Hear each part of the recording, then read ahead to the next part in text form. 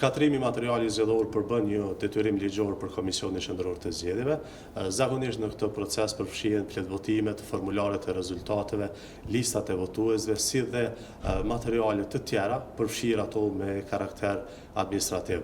Këto materiale janë përdorur jo vetëm gjatë ditës së zgjedhjeve, por edhe në faza të ndryshme të procesit zgjedhor. Materiali zgjedhor i cili është objekt i shqyrtimit apo hetimit nga institucionet e drejtësisë nuk do të shkatërrohet, por do të ruhet deri në përfundimin e të gjitha procedurave ligjore.